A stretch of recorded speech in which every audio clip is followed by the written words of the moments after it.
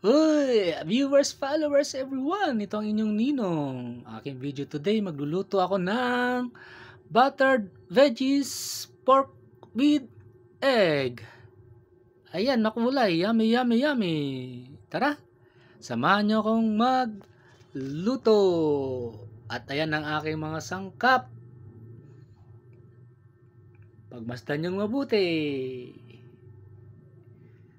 At gaya ng dati, ako ay bumili ng 1 kilong baboy na walang taba. Hiniwa ko sa maliliit pahaba na manipis, yung sapat ang laki para pag sinubo ay kasyang-kasya sa ating mga bibig. Yan, bilisan natin. Fast forward. Pagkatapos ay hinugasan ko yung mabuti with running water. Tanggal ang dugo. Tapos ilagay sa strainer para tumulo. Walang tubig. Pagkatapos niyan, nilagay ko naman ng itlog. Sinalang ko yan. Habang ako ay maghihiwa ng bawang at sibuyas. Katamtaman laki ng sibuyas, isang buong bawang. Kung makikita nyo, laging ganyan ang aking luto. Kasi hindi ako nga naggigisa para iwas maraming mantika na pumapasok sa katawan. Ayan, hinimay ko na ang Baguio beans sa sapat na laki. Pati ang carrots, hiniwa ko din kasing lalaki ng Baguio beans. Tapos sinundan natin ng ayan, repolyo. Tapos hinangon na natin ng itlog sa pagkakalaga. At ayan, simulan natin magluto. Naglagay ako ng butter.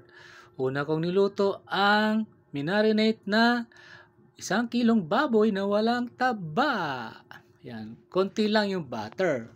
Huwag masyadong madami kasi makolesterol din yan. At habang nakasalang, binalatan ko naman ang mga itlog. At binalikan ko na nga. Ayan, kumulo na. At nagdagdag ako ng konting tubig. Tapos isinunod ko na ang tinunak na corn starch para maging malapot ang ating baboy. At pagkatapos niyan ay isinalin ko na sa tray. Nauna na ang mga itlog na binalatan, ipapatong ko lang yan diyan. Hindi ko na isinama sa paglaga nang hindi siya madurog. Ayan, di ba? Yan pa lang yan pero ang sarap na. Salang ulit natin ang kawali.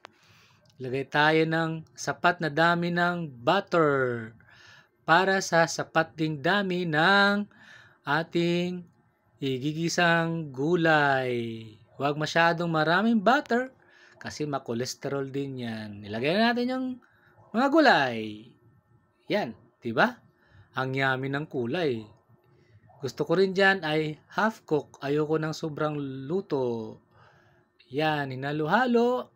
Takpan ng konti, pagkatapos nilagay na yung repolyo. At pagkatapos niyan, konting halo pa, takip, ahunin.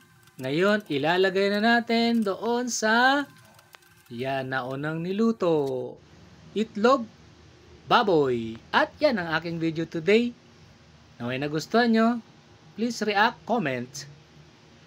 God bless everyone.